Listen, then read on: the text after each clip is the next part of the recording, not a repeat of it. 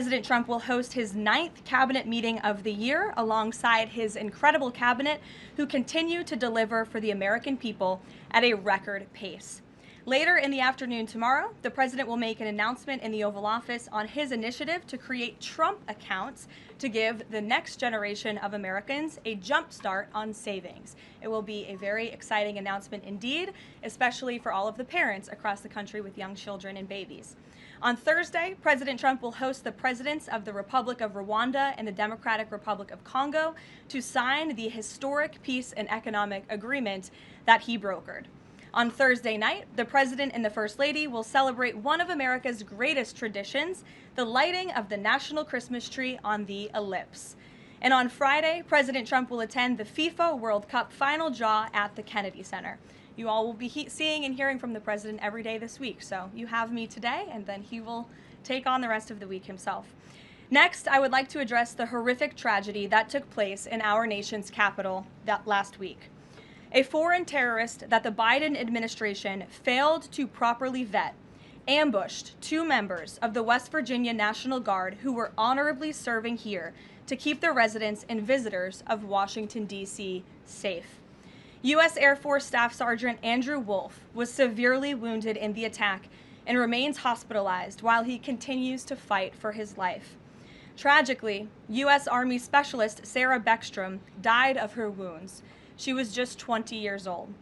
President Trump and the entire White House are praying for Andrew's full recovery at the request of his parents and their personal phone call with the president over the weekend. And we are keeping Sarah's family and friends in our prayers during this unimaginably difficult time. Sarah and Andrew represent the very best of America, 2 young patriots who were willing to put on the uniform and risk their lives in defense of their fellow Americans. Both of them truly embody the profound words spoken by Jesus Christ in the gospel. Greater love has no one than this, to lay down one's life for one's friends. Sarah and Andrew are heroes, and we will never forget their sacrifice.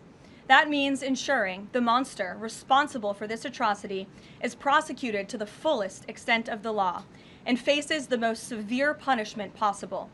It also means reckoning with why this atrocity was allowed to happen in the first place, so that it may never occur again. Here are the facts. The terrorist who gunned down American soldiers blocks away from the White House in an ambush was an Afghan national who was flown into our country by Joe Biden's administration in September 2021 in the chaotic wake of their botched withdrawal from Afghanistan. One of the most embarrassing moments in the history of our great country. Joe Biden's historic failure in Afghanistan continues to haunt this country and our men and women in uniform.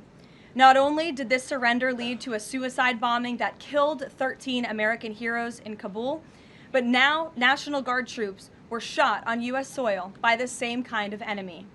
We continue to live with the deadly consequences of Joe Biden's horrific leadership. Nearly 100,000 Afghans were recklessly released into the United States with little to no vetting. There was no regard for the disorder and violence that this would unleash on American communities and American culture. Reportedly, thousands of these strangers and unknown individuals were flagged to the Biden administration for national security, public safety, and fraud concerns.